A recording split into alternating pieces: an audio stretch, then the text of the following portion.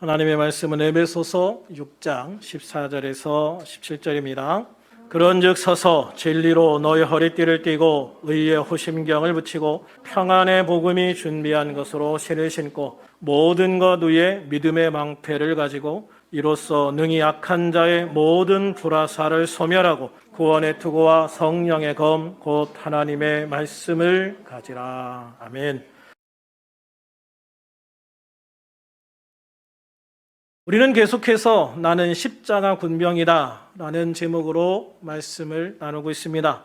오늘은 그 5번째 말씀입니다. 사도 바울은 우리가 주님의 군사로서 전신갑주를 입어야 된다라고 말씀하고 있죠.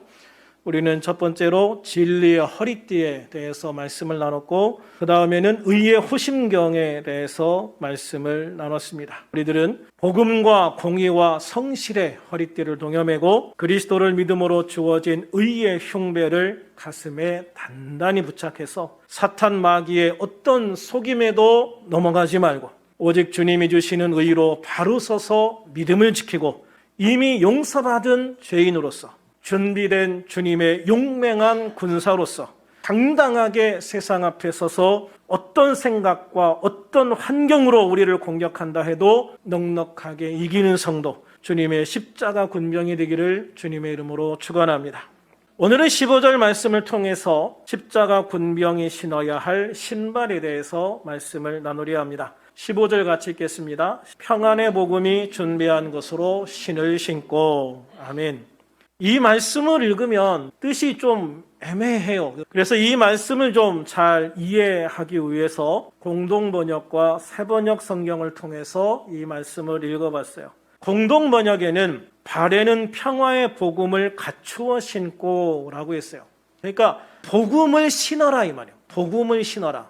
새번역에는 발에는 평화의 복음을 전할 차비를 하십시오.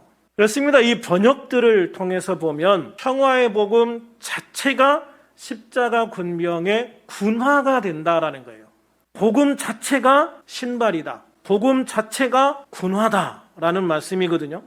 예수님의 십자가 죽음과 부활을 통해서 주어진 그리스도의 복음이 영적인 군사의 튼튼하고 안전한 신발이 된다라고 말씀하고 있는 거예요.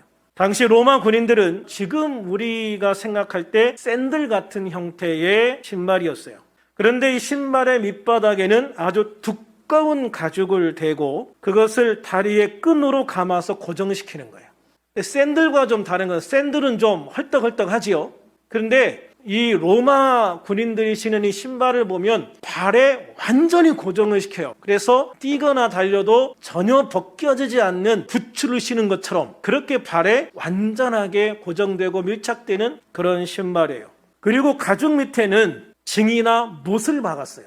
그래서 미끄러지는 것을 방지하고 상대방을 힘으로 밀어낼 때 밀려나지 않도록. 옛날 군인들은 칼과 창을 가지고 싸울 때는 둘이 이렇게 붙어가지고 싸운다고요.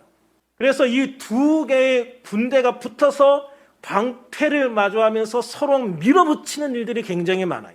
그런데 이때 신발이 미끄러우면 밀어붙일 수가 없어요. 또 신발이 미끄러지면 밀어붙이는 적을 버텨서 막아낼 수가 없어요. 그래서 징을 박아가지고 버틸 때에도 힘을 주어서 미끄러지지 않고 딱 버틸 수 있도록 밀어붙일 때에도 발에 힘을 얻어서 상대방을 강하게 밀어붙일 수 있도록 만들어진 것이 로마 군인의 신발이다라는 것을 알 수가 있어요.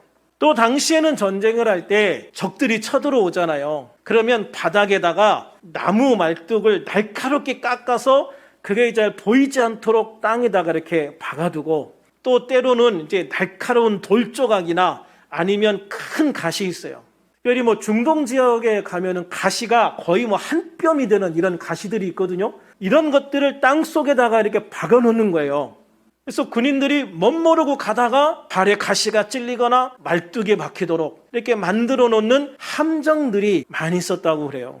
그런데 이런 두꺼운 가죽신을 신으면 그런 함정에 걸리질 않는 거죠. 빼쭉하게 꽂아놓은 말뚝이 있어도 가시가 있어도 저 가죽을 뚫지를 못하는 거예요. 그래서 발을 보호할 수 있는 그런 신발이 되었다는 것이죠.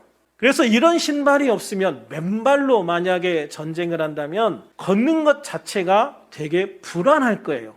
요즘처럼 이제 뭐 포장도로도 아니고 비포장에다가 거기에 뭐 돌에 가시에 나무 뜬거래, 사실 발에 상처를 낼 수 있는 것들이 바닥에 널려 있겠죠. 그러니까 이런 신발이 없으면 그런데 걷는 것도 힘들 거예요. 특별히 산이나 이런 데 걸어가면 굉장히 어려울 거예요. 그런데 이런 신발을 딱 신고 있으면 미끄러지지도 않고 밑에 있는 뾰족한 것으로부터도 보호를 받을 수 있는 거죠. 그래서 불안해하지 않고 평안하게 그 길을 걸어갈 수 있도록 해주는 것이 신발이다, 군화다라고 하는 것이죠. 이런 사실로 미루어 볼 때 평안의 복음으로 신을 신으라 라고 하는 이유가 뭘까? 첫 번째로 복음은 마귀의 공격으로부터 나를 방어하거나 반격할 때 미끄러지지 않고 버틸 수 있게 해주는 최상의 영적인 군화와 같은 거예요. 마귀가 공격을 받을 때 내가 방어해야 되잖아요. 그럴 때 미끄러지지 않아야 돼요. 미끄러지지 않는다는 말은 낙심하거나 좌절해서 영적으로 주저앉지 않는다는 거예요. 반격을 가할 때 강하게 반격을 할 수 있는 힘도 제공해 주는 것이죠. 그것이 복음이다라는 거예요. 두 번째로 그리스도의 복음으로 신을 신으면 마귀가 우리 인생길에 설치해 놓은 함정들이 있어요. 덫이 있단 말이에요. 아까도 얘기했지만 밑에 날카로운 말뚝이나 가시나 이런 걸 박아놓는 함정에 걸려도 큰 상처를 입지 않을 수 있는 그런 상황으로 만들 수 있는 거죠. 그래서 그런 덫에 걸려도 굳건한 마음으로 그리고 담대하게 앞으로 나아갈 수 있게 만드는 것, 그게 복음이다라는 거예요. 사실 전쟁을 하면서 땅바닥에서 공격당하면 방법이 없어요. 전쟁을 하다가 제일 무서운 것 중에 하나가 지뢰라고 그래요. 지뢰. 이게 평상시면 지뢰 탐지기 가지고 지뢰도 찾고, 그것도 없으면 칼 같은 걸 이렇게 꽂아서 지뢰를 찾는데, 총알이 날라오고 포탄이 쏟아지고 돌격을 해야 되는데 땅바닥에 있는 지뢰를 찾을 수가 없잖아요. 그럴 때는 정말 그냥 무조건 달려야 되는 거거든요. 땅바닥에 아무것도 없다는 걸 믿고 그냥 달려야 돼요. 그런데 만약에 달리다가 그런 어떤 문제가 있어도 그것으로부터 내 발을 보호해 줄 수 있다면 더 안심하고 달려갈 수 있게 되는 것이죠. 이런 공격이 더 무서운 것은 사람에게 두려움을 준다는 거예요. 내가 걸어가다가 뭔가 심각한 상처를 입었다고 생각을 해보세요. 그러면 그 다음부터는 그런 비슷한 지형을 걸어가는 것 자체가 두려워져요. 저도 바닷가에서 어릴 때 맨발 벗고 공 차고 그렇게 했다고요. 근데 한참 공 차고 놀다 보니까 발에 느낌이 이상한 거예요. 그래서 뭐지 하고 보니까 발에서 막 피가 나는데 엄청나게 나는 거예요. 보니까 옛날에는 그 시골에 농약병 있잖아요. 농약을 주고 이 병들을 아무데나 버려놔가지고 이 병이 깨진 유리 조각이 모래에 묻혀 있는 거예요. 근데 그걸 막 맨발로 뛰었으니까 그거 유리를 밟아가지고 한 1cm 정도 발바닥이 찢어진 거예요. 근데 그 다음부터는요, 백사장에서 뛰질 못하겠는 거예요. 백사장에 가서 놀아도 꼭 신발 신고, 또 그런 곳에 놀기 전에 혹시 이런 게 묻혀있나 안 묻혀있나 다 이렇게 좀 헤집어 보고 그러고 놀게 되더라고요. 그래서 이게 한번 다치고 나면 이 트라우마가 굉장히 심하게 남아요. 그런데 군인들도 똑같죠. 군인들도 그런 곳에 막 가다가 이렇게 막 발이 찔리고 상처를 입고 발이 잘려나가고 이러면 그 두려움이 말도 못하는 거예요. 그런데 당사자만 두려울까요? 아니에요. 같이 있는 주변 사람들도 같이 두렵게 만드는 거예요. 왜냐하면 저 사람이 찔린 적에 나도 찔릴 수 있거든요. 그래서 이런 두려움이 딱 임하기 시작을 하면 앞으로 마음대로 나갈 수가 없는 거예요.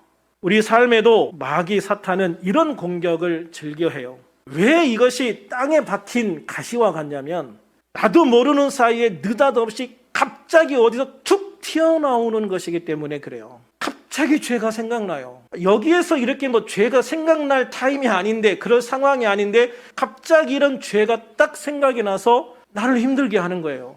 또 어떤 상황에서 나의 약점이 딱 떠오르게 하는 거예요. 사실 저 사람이 나에게 굳이 그 약점을 드러내려고 한 말이 아닌데 악한 의도를 가지지 않고 한 말이 나에게 들려질 때 그게 굉장히 큰 상처를 건드리는 경우들이 있어요. 그래서 나의 약점이, 나의 약한 부분이 딱 건드려져서 때로는 막 분노하고 화를 내고, 그래서 인간관계가 깨지고 그런 경우들이 많이 있거든요.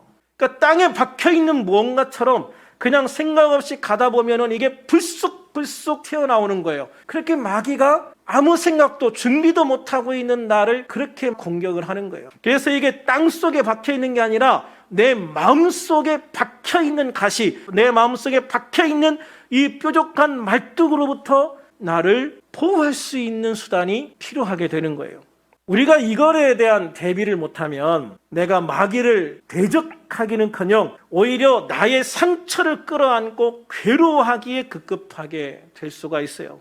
또 우리가 괜히 영적인 싸움을 하다가 상처 입고 낙심하고 좌절할까 봐 영적인 싸움 자체를 할 엄두를 못 내는 경우도 많아요. 옛날에 어떤 분들이 그랬거든요. 열심히 믿으면 마귀가 너를 공격해서도 힘들으니까 대충 믿어야 돼. 열심히 믿지 마.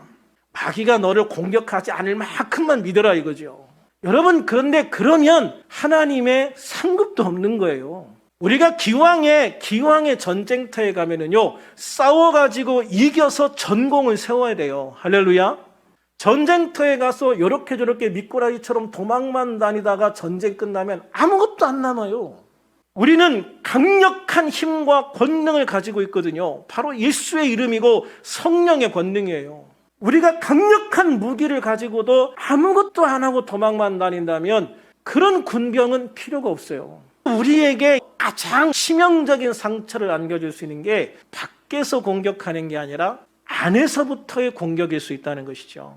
그래서 어느 순간에 내가 이렇게 죄를 졌던 사람인데 이렇게 하나님의 일을 한다고 할 수 있을까? 예수를 믿는 사람들이 주님의 사명을 감당해야 되겠다, 주님을 위해서, 교회를 위해서 뭔가 해야 되겠다라고 하다가 주저앉아 버리는 많은 이유가 그거예요. 그리고 또 다른 사람들이 그걸 가지고 야, 너 옛날에 이랬다며 무슨 네가 교회 집사냐, 이런 사람도 있거든요. 우리가 하나님 안에서 지금 나의 모습을 보고 서로 격려하고 같이 힘을 줘야지, 옛날에 뭐 야, 니까짓 게 뭐, 이런 사람은 안 만나시는 게 좋아요. 우리가 하나님 안에서 중요한 것은 우리 주님 안에서 이 문제가 해결되었다는 거예요. 할렐루야. 그게 복음이에요. 우리는 왜 마귀의 이런 공격에 속수무책으로 당하는가? 사도 바울은 우리가 복음으로 무장하지 않았기 때문이라고 말해요.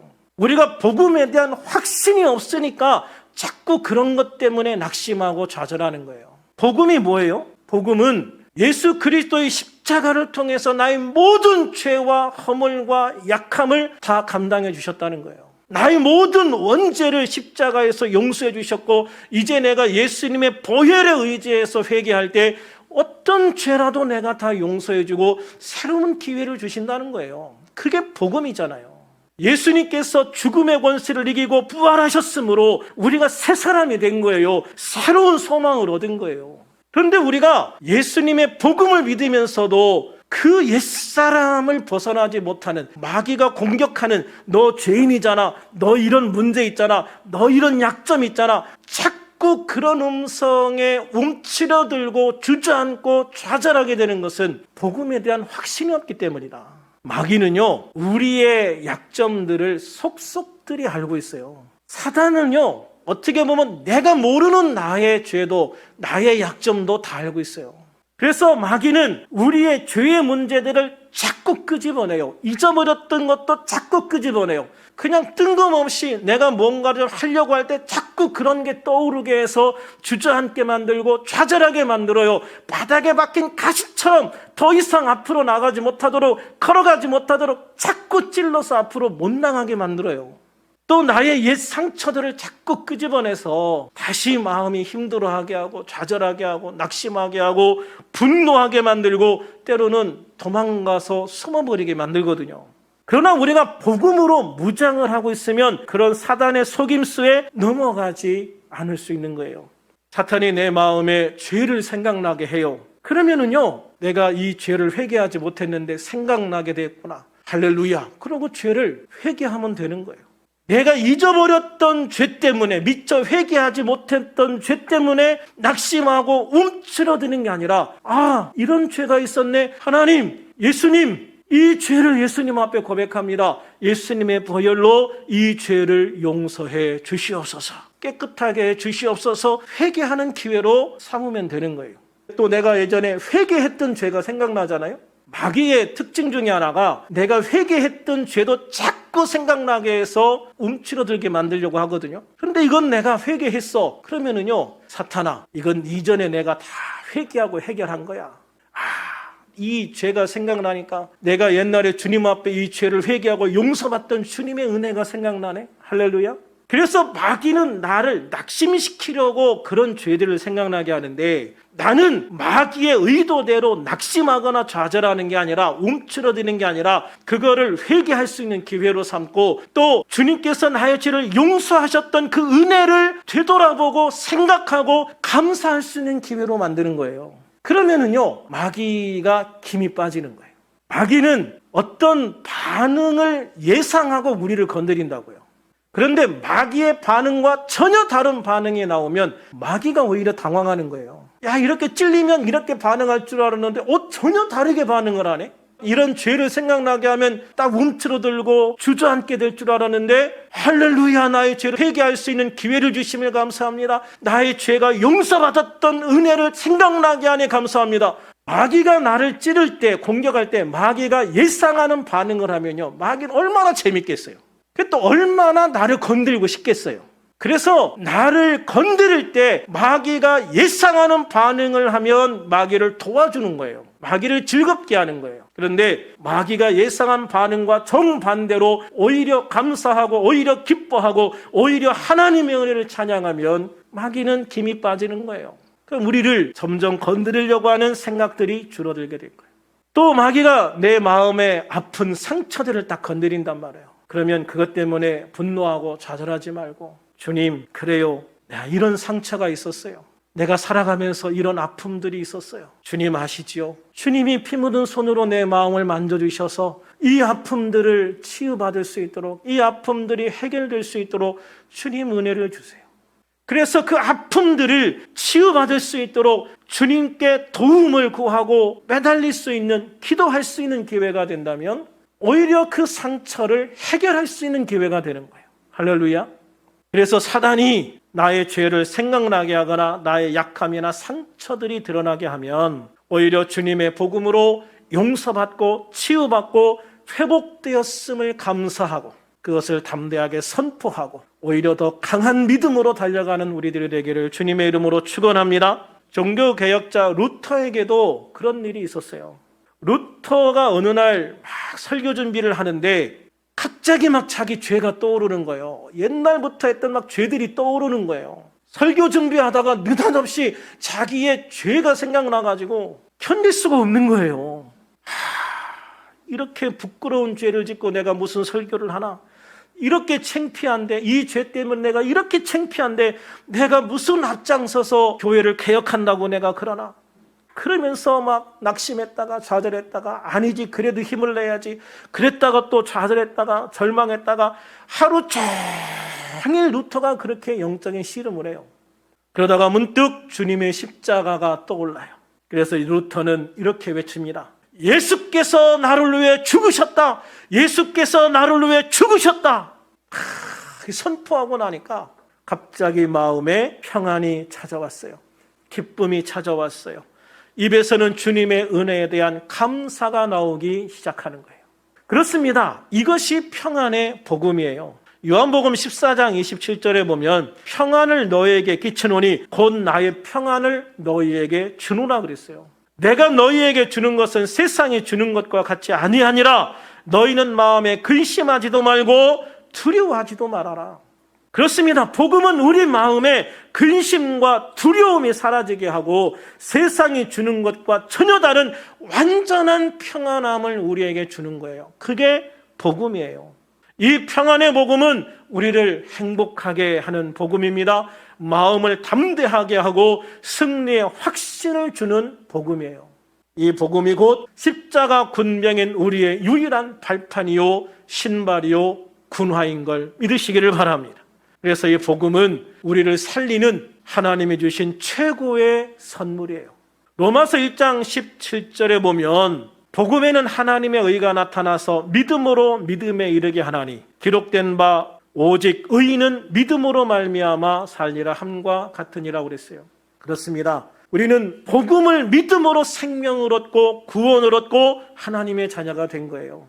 다른 어떤 대가를 지불할 필요가 없어요. 예수님이 이미 십자가에서 다 지불해 주셨기 때문이에요. 우리는 다만 믿으면 되는 거예요. 믿으면 되는 거예요. 할렐루야.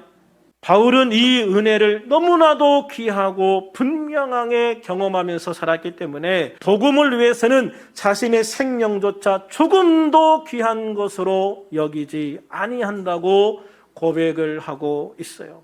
그렇습니다. 사도 바울은 디모데전서 1장 15절에서 죄인 중에 내가 괴순이라 라고 고백할 수밖에 없었던 때가 있어요. 그런데 그런 죄인 중에 괴수와 같은 나의 죄를 예수님의 십자가를 통해서 다 용서해 주신 거예요.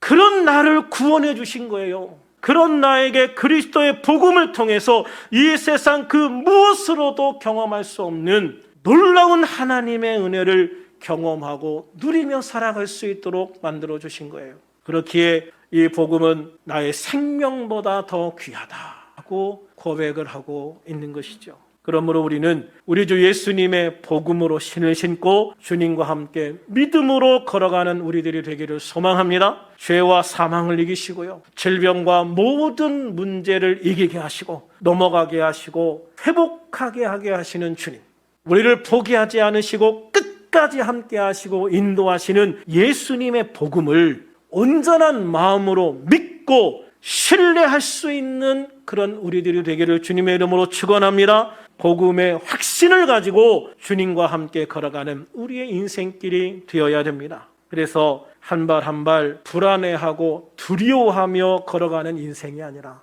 한 걸음 한 걸음 걸을 때마다 확신을 가지고 믿음을 가지고 주님 앞에 걸어갈 수 있는 우리 인생이 되어야 되지 않겠어요?